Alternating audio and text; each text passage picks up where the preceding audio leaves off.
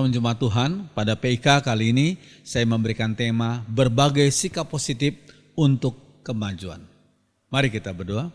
Mohon Roh Kudus urapi hambamu, sensor tuturkan sikap hambamu, sehingga hambamu layak menjadi juru bicaralah, dan setiap kami yang menonton dan mendengarkannya, kami dibimbing oleh Roh yang sama, yaitu Roh Kudus. Terima kasih, berfirmanlah kepada kami lewat lidah hambamu dalam nama Tuhan Yesus. Amin. Berbagai sikap positif untuk kemajuan. Terus kalian, yang pertama, sikap positif yang pertama adalah semua yang besar, kita perlu ingat, semua yang besar bermula dari yang kecil. Semua yang besar bermula dari yang kecil. Dari mana kita tahu? Lukas 16 ayat 10. Orang yang bisa dipercaya dalam hal-hal kecil, bisa dipercaya juga dalam hal-hal besar. Tetapi orang yang tidak bisa dipercaya dalam hal-hal kecil, tidak bisa dipercaya juga dalam hal-hal besar. Dalam Lukas 16 ayat 10 terjemahan sehari-hari. Jadi tes pertama adalah bisa dipercaya dalam hal-hal kecil. Kalau dalam hal-hal kecil orang itu sudah bohong, sudah nggak benar, sudah malas, sudah nggak ada semangat, maka orang itu tidak akan dipercaya dalam hal-hal besar. Ya. Ini contoh daripada dunia bisnis, seorang bernama Bambang Rahmadi, mantan direktur Bank Duta waktu lalu. Ya. Dialah yang dipercayakan untuk membuka McDonald yang pertama di seluruh Indonesia, yaitu di Gedung Sarinah di Jakarta. Itu yang pertama kali. Dan kita melihat sekarang McD ada di mana-mana. Maaf, ini bukan promosi, tapi hanya sebagai contoh, semua yang besar bermula dari yang kecil.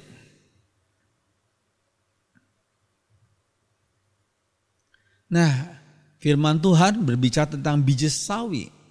Biji sawi itu biji yang kecil saja, seperti yang sudah lihat di layar ini, biji sawi. Namun satu biji sawi yang kecil itu kalau bertumbuh menjadi sebatang pohon yang besar. Ya, ini adalah tanaman dari bibit yang kecil sekali. Lalu sekalian, kalau kita bandingkan dengan gereja Tuhan dimulai dari pribadi Yesus yang memuridkan. Pribadi Yesus sang juru selamat yang memuridkan 12 rasul. Kemudian diperbesar menjadi 70 murid.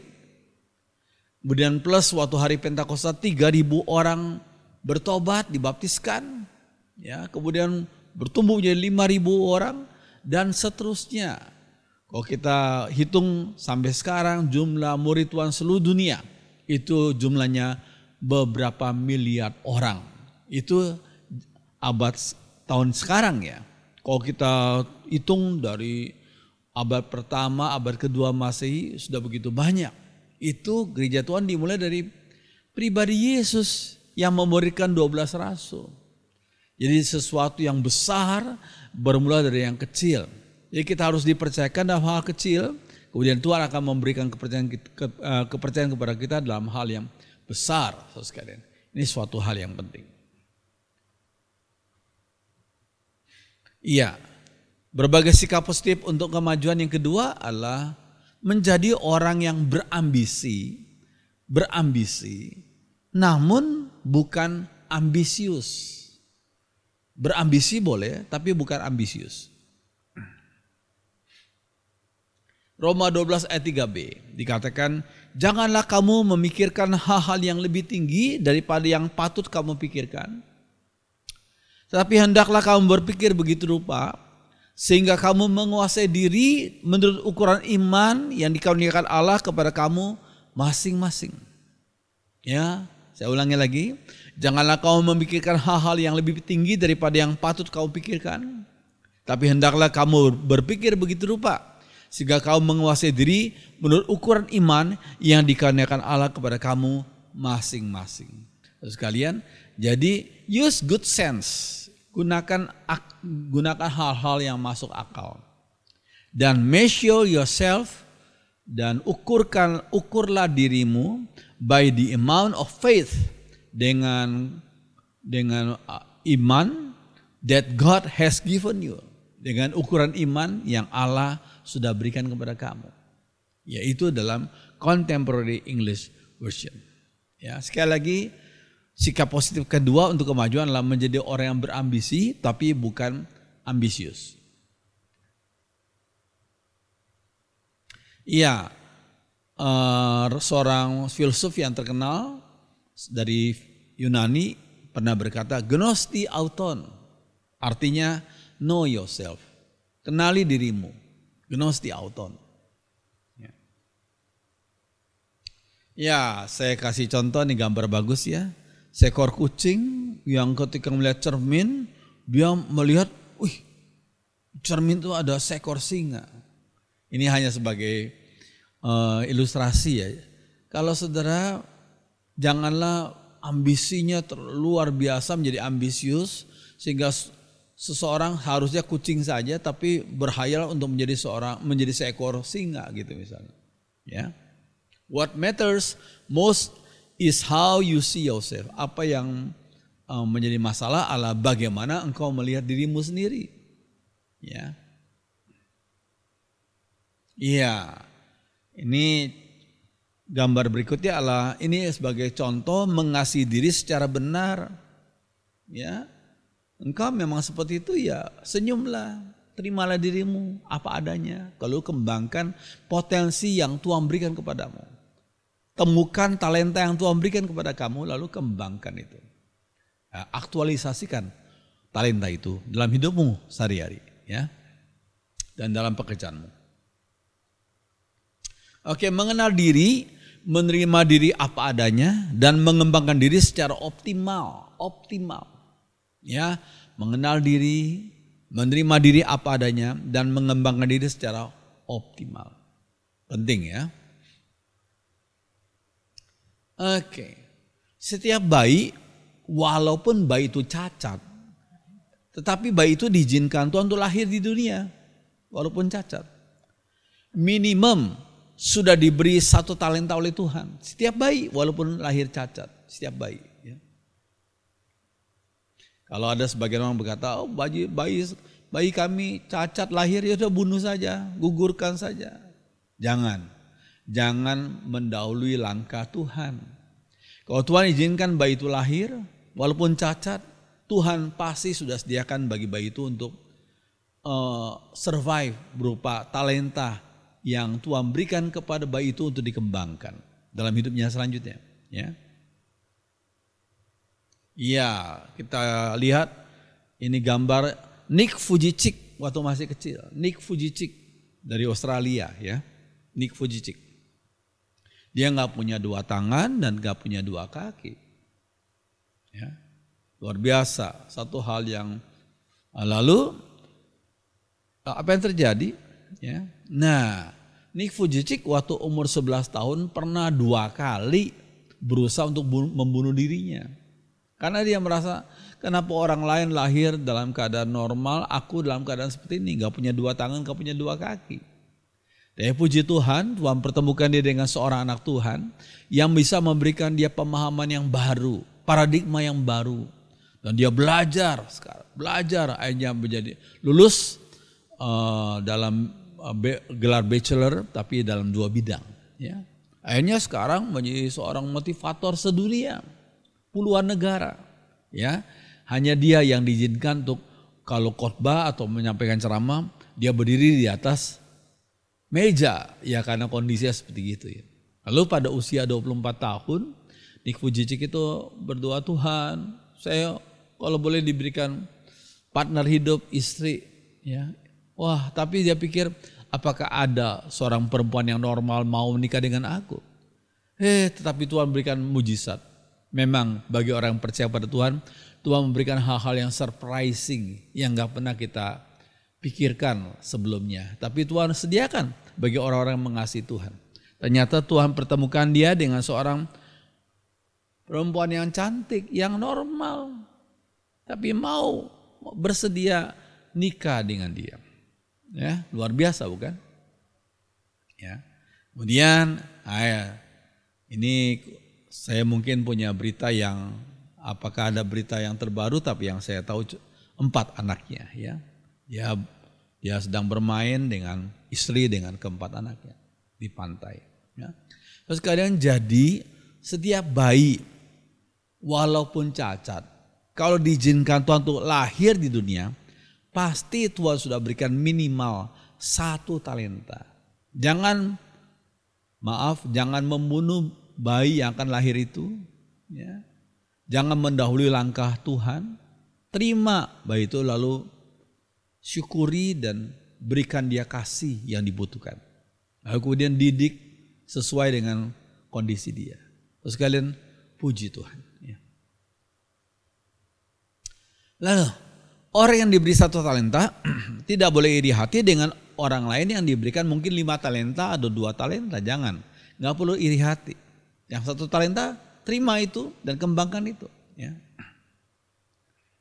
Kalau saudara lihat dalam kamus Alkitab, 1 talenta itu harganya sama dengan 6.000 dinar. Jadi 1 dinar waktu itu adalah upah 1 hari kerja. Ya, kalau sekarang misalnya saudara berada di kota apa gitu ya, mungkin 1 hari upah kerja ambillah 100.000 misalnya. Lalu kalau 6.000 kali 100.000 sudah bisa kalikan sendiri hasilnya bagaimana, berapa. Itu 1 talenta. Jadi satu jumlah yang tidak kecil. Tuhan minimal ya, Tuhan berikan kepada tiap orang 1 talenta. Ada yang lebih ya. Tapi ingat, the more you are given, the more you will be demanded. Semakin banyak engkau diberi, semakin banyak engkau diminta ya, dituntut oleh Tuhan ya. Oke. Nah, Lukas 12 ayat 48b bagus ya. Setiap orang yang kepadanya banyak diberi, diberi apa? Ya diberi talenta, diberikan hasil rezeki mungkin, diberikan kesehatan, ya lain-lain ya. Setiap orang yang kepadanya banyak diberi, daripadanya akan banyak dituntut.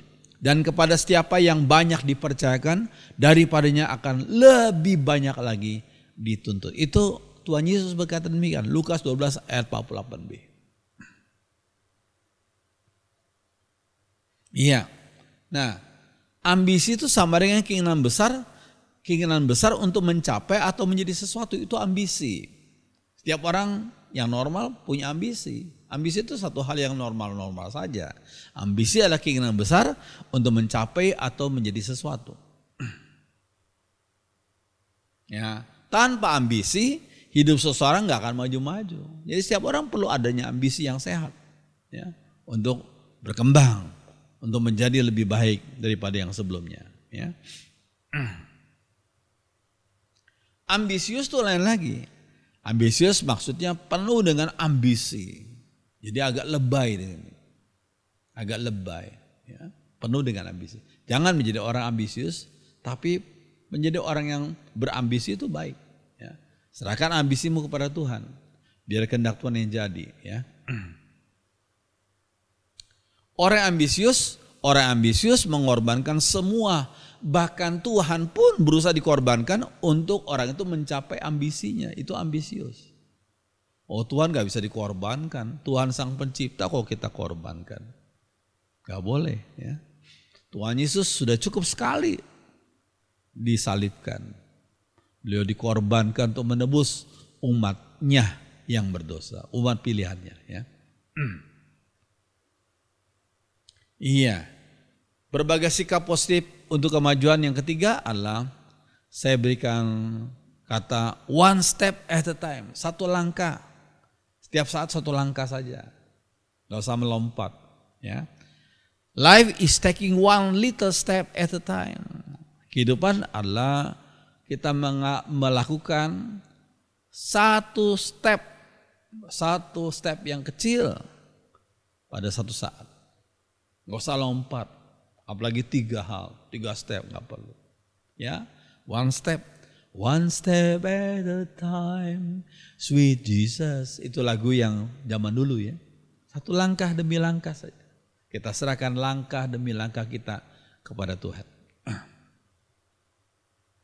Ya, Banyak orang tidak berjalan dengan Allah hanya karena mereka tidak mau mengambil suatu langkah kecil. Nggak mau mengambil satu langkah kecil. Maunya langsung 10 langkah atau mau langsung 5 langkah. Tuhan bilang satu langkah kecil, ambil lebih dahulu. Ya. Banyak orang tidak berjalan dengan Allah hanya karena mereka tidak mau mengambil suatu langkah kecil yang sudah disediakan Allah di depan mereka. Allah sudah sediakan, ayo ambil langkah kecil. Jangan remeh, jangan anggap remeh. Jangan anggap bosen aku langkah kecil. Nggak mau, gengsi aku. Padahal Tuhan pimpin kita, ayo ambil dulu langkah kecil ini. Ya, nanti selanjutnya Tuhan akan pimpin langkah-langkah berikutnya. Ya. Iya. Sikap keempat, berbagai sikap positif untuk kemajuan adalah bertumbuhlah dimanapun Allah menempatkan kita. Bertumbuhlah dimanapun Allah menempatkan kita. Dimanapun Allah tempatkan kita, walaupun gak enak, kering, keras, ya, walaupun gak sesuai dengan mood kita, kalau Tuhan pimpin ya terima saja. Lalu bertumbuh dimanapun Allah menempatkan kita. Nah, ini selalu ada berkat dan hikmat Tuhan sesuai dengan sikon yang berbeda. Selalu ada berkat. Berkat di sikon tertentu tapi sikon yang lain Tuhan berikan berkat yang tipe B misalnya. Yang berikutnya tipe C. Jadi selalu ada berkat dan hikmat Tuhan sesuai dengan sikon yang berbeda. Bab Allah itu Allah yang kreatif. Bukan Allah yang hanya gitu-gitu saja, ya. Allah itu Allah yang kreatif, ya. Kita lihat misalnya pohon kaktus. Nah, ini pohon kaktus ini kita menjadi heran ya, kok bisa tumbuh ya di tempatnya tuh padang gurun. Dari mana pohon kaktus itu bisa menerima air ya? Ya, bisa tumbuh jadi besar gitu. Batangnya hijau lagi ya. Kok bisa ya? Ternyata Tuhan memberikan perlengkapan yang luar biasa sesuai dengan sikon yang berbeda. Pohon kaktus itu ternyata, nah ini, ada air di dalam batang kaktus. Kan luar biasa tuh, ada air di dalam batang kaktus. Air dari mana? Air dari embun yang turun setiap pagi. Di padang gurun pun Tuhan berikan embun setiap pagi. Ya, kita ingat umat Israel 40 tahun di padang gurun, setiap pagi ada embun. Dan pada waktu itulah Tuhan mengirimkan mana dari surgawi. Ya. Nah, ternyata embun berupa tetes-tetes air itu diterima oleh pohon kaktus dan diatur oleh Tuhan begitu rupa. Sehingga pohon kaktus diberikan duri-duri yang banyak sekali sepanjang batangnya itu. Duri yang kecil-kecil. Ternyata itu Tuhan pakai untuk menyalurkan titik-titik embun itu dari pohon kaktus itu ke disalurkan ke tempat yang tepat untuk menyimpan air. Nah, di situ kita lihat batang kaktus kalau dibelah. Nah, sudah lihat di situ ada pisau. Itulah ada air di situ, luar biasa tuh. Dan bagi pengembara yang kehausan di padang gurun bisa membelah batang kaktus dan bisa menemukan air di dalam batang kaktus. Sudah luar biasa ya, Tuhan ciptakan luar biasa. Sesuai dengan kebutuhan, sesuai dengan sikon yang berbeda-beda. Ya, ada air di dalam batang kaktus.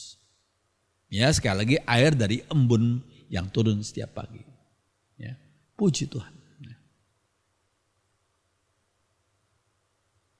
Oke. Nah, serahkan ambisimu kepada Tuhan dan kehendaknya saja yang terjadi. Ambisi itu normal. Serahkan ambisimu kepada Tuhan dan biar kehendaknya saja yang terjadi.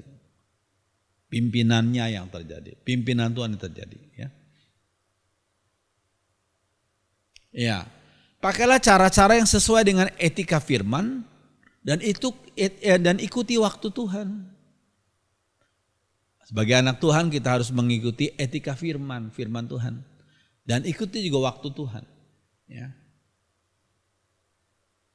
Nah ini pohon bambu, ya, batangnya kurus itu ya, kecil ya, batangnya kurus tapi panjang itu. Tapi waktu diterpa angin badai, kok jarang kita dengar pohon bambu tuh patah karena ketiup angin, ketiup badai. Tidak patah tapi biasanya miring. Tuhan memberikan kelenturan bagi pohon bambu. Sudah lihat gambar ini. Nah ini miring. Tuhan berikan kelenturan bagi dahan, bagi batang pohon bambu itu. Diterpa angin badai, tidak patah tapi lentur. Itu berkat Tuhan. Diterpa angin badai kehidupan, jangan patah semangatmu, tapi bersikap lentur seperti batang pohon bambu ini. Lentur. Puji Tuhan. Ya, jangan patah. Ya, jika engkau putus asa dalam Amsal ya, kalau engkau putus asa dalam masa kesulitan, kecillah semangatmu. Ya. Oke. Nah ini ada contoh seorang yang terkenal pada abad pertengahan abad 20 yang namanya Adolf Hitler. Adolf Hitler ini lahir di Austria, bukan Australia ya. Austria, Hungaria tahun 1889. Hitler mempunyai masa kecil yang trouble, bermasalah. Dan secara konstan sering diusir keluar dari sekolah, ya, dikeluarkan, ya. Kemudian dia coba masuk ke sekolah Katolik. Pada waktu masa remajanya atau masa kecilnya pernah berencana untuk menjadi seorang imam Katolik. Itulah sedikit latar belakang Adolf Hitler, ya. Ini waktu dia mungkin remaja ya.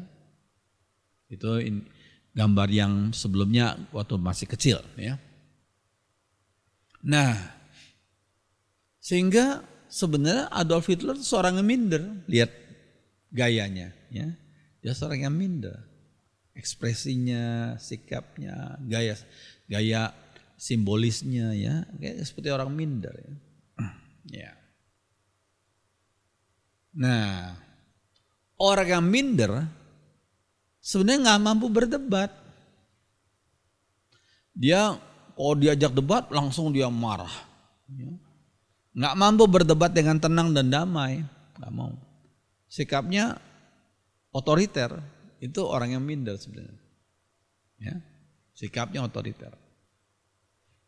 Iya. Lalu prinsipnya dia apa? Make the lie big. Bikin satu kebohongan menjadi besar. Make it simple. Buat kebodohan itu menjadi simple saja, sederhana saja. Keep saying it. Terus ucapkan itu walaupun itu kebohongan. Ucapkan itu terus. And eventually akhirnya they will believe it. Pada akhirnya orang-orang akan percaya akan kebohongan itu. Karena sering diucapkan. Ya.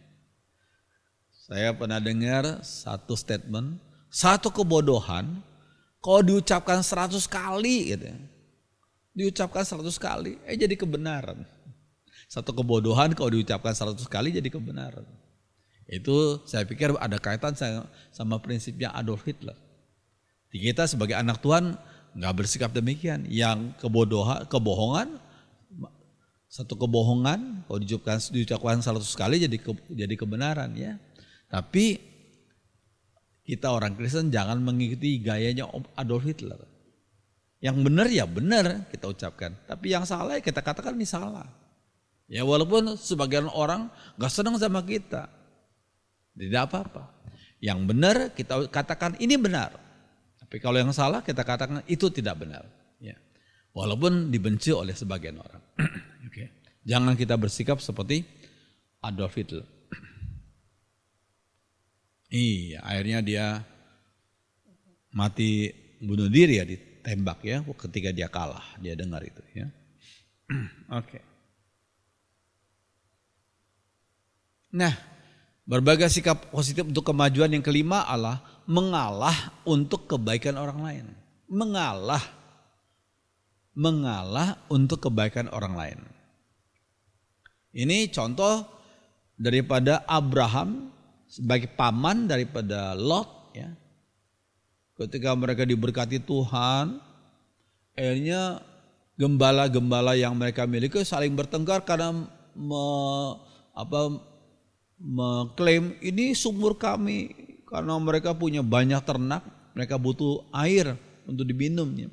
Akhirnya terjadi hal-hal yang tidak enak begitu. Akhirnya Abraham berkata, dia sebagai seorang paman, ya, dia berkata kepada Lot, ya, bukankah seluruh negeri ini, maksudnya negeri Kanaan, terbuka untuk engkau? Baiklah, pisahkan dirimu daripadaku, itu kata Abraham, ya. Jika engkau ke kiri, bayangkan, ini jiwa besar daripada seorang paman, ya, seorang yang lebih tua. Harusnya kan seorang yang lebih tua pilih dulu, baru kemudian yang lebih muda kemudian, ya. Tapi Abraham tidak, dia berjiwa besar sekali. Dia berikan kesempatan bagi yang lebih muda, yaitu keponakan, untuk pilih dulu. Jika engkau ke kiri, maka aku ke kanan. Jika engkau ke kanan, maka aku ke kiri. Luar biasa tuh sikapnya Abraham ini, ya. Demi jangan sampai terjadi pertengkaran di antara mereka, ya. Lalu Lot melayangkan pandangnya dan dilihatnya lah bahwa seluruh lembah Yordan banyak airnya seperti taman Tuhan. Itu kejadiannya sebelum Sodom dan Gomora, ya. Ya, kita tahu akhirnya Lot dan keluarganya tinggal di daerah situ, akhirnya dihukum oleh Tuhan karena kejahatan penduduknya, ya. Iya. Dan ternyata bagi orang yang suka mengalah itu berkat Tuhan bagi mereka yang rela mengalah untuk kebaikan. Rela mengalah, ya. Ya, Kejadian 13. Ya. Setelah Lot berpisah daripada Abram, berfirmanlah Tuhan kepada Abram, pandanglah sekelilingmu dan lihatlah dari tempat engkau berdiri itu ke timur dan barat, utara dan selatan. Sebab seluruh negeri yang kau lihat itu akan kuberikan kepadamu dan kepada keturunanmu untuk selama-lamanya. Ya, ternyata kalau ada peribahasa berkata orang yang mengalah belum tentu kalah. Kalau kita lihat pengalaman Abraham, dia mengalah, dia diberkati Tuhan. Ya, dia berjiwa besar, ya. Aku, kata Tuhan, akan menjadikan keturunanmu seperti debu tanah banyaknya, sehingga jika seandainya ada yang dapat menghitung debu tanah, keturunanmu pun akan dapat dihitung juga. Luar biasa. Jadi bagi orang mengalah, Tuhan berkati, ya. Iya. Yang keenam, berbagai sikap positif untuk kemajuan yang keenam adalah jangan tunda untuk berubah. Jangan tunda untuk berubah. Ke arah yang positif, ya, bukan ke arah yang negatif. Jangan tunda. Kalau Anda tunda-tunda terus untuk berubah, saudara akan terbelenggu.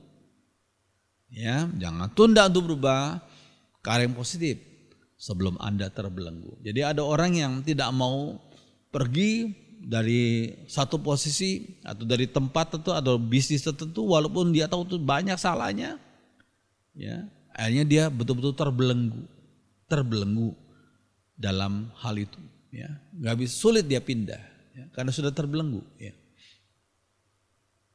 Ya, ini contoh seorang yang sudah dihukum mati, ya, Freddy Budiman, pengedar narkoba, sudah terbelenggu lah. Udah nggak bisa lari lagi, ya. Akhirnya ditangkap, kemudian divonis mati, ya. Ada lagi, nah ini kalau sudah lihat awal abad 20, Al Capone, seorang gangster miras, orang dari Italia yang terkenal gangster di Chicago, Amerika, ya. Asalnya Italia. Nah, dia begitu luar biasa menguasai bisnis miras, ya, dengan gengnya itu, ya. Sehingga seringkali menembak orang-orang yang menjadi pesaingnya, ya, atau yang berusaha, yang dia curigai, ya. Wah, hidup yang tidak sesuai ya, moralitas yang gak sesuai ya. Sudah pernah lihat satu film The Untouchable ya, film yang disiarkan di TV ya. Ini tentang Al Capone. Akhirnya Tuhan izinkan dia ditangkap pada usia yang relatif masih 30-an ya, belum 40 ya. Ya. Dan dia berusaha berbagai macam cara supaya dia bisa terhindar dari jeratan, tapi Elliot Ness itu Tuhan pakai untuk bisa akhirnya bisa memberikan bukti-bukti yang jelas, saksi-saksi yang tidak bisa disangkal lagi. Akhirnya hakim memutuskan 11 tahun vonis bagi Al Capone. Ya ada di vonis 12 tahun ya jalani itu. Nah, ternyata setelah dia selesai ya, dia terkena beberapa penyakit ya, sehingga usianya tidak sampai 50 meninggal dunia. Ya. Terus kalian buat apa seorang memiliki seluruh dunia, harta seluruh dunia, tapi jiwanya binasa. Itu kita ingat firman Tuhan katakan demikian. Ya.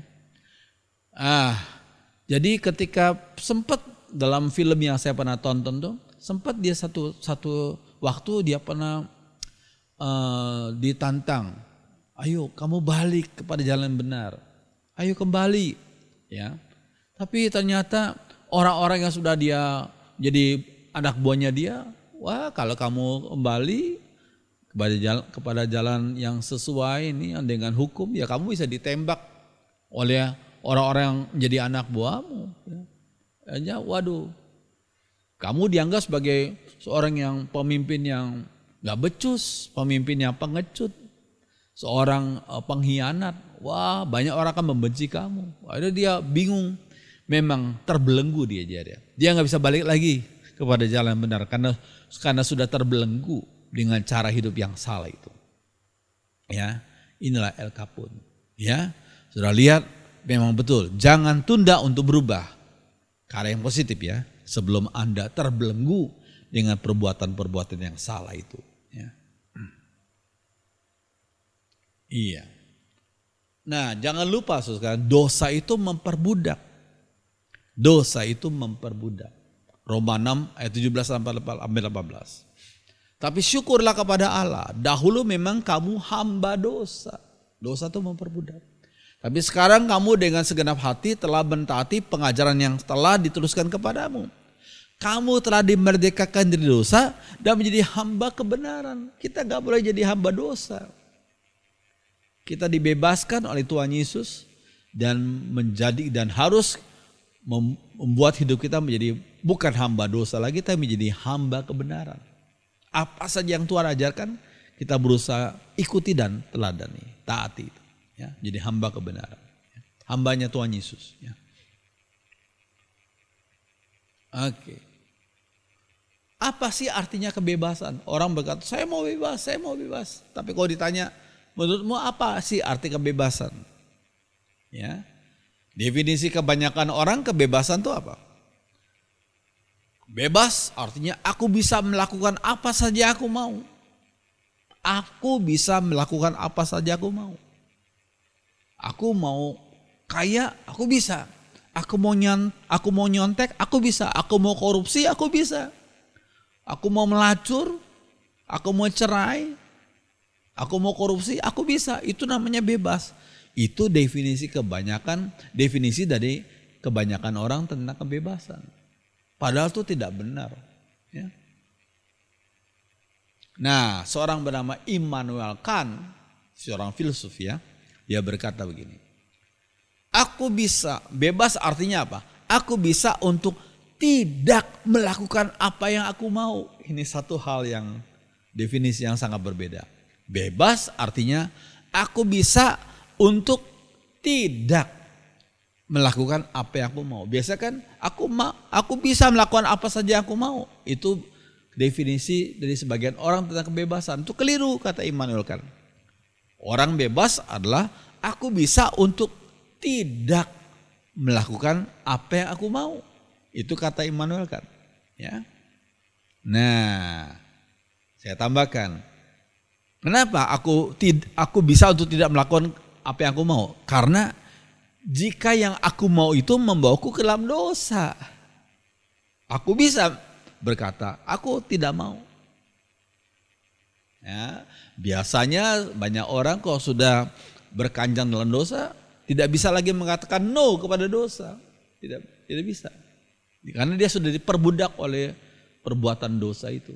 Ya, jadi Immanuel Kant betul berkata, kebebasan artinya aku bisa untuk tidak melakukan apa yang aku mau jika yang aku mau itu membawaku ke dalam dosa.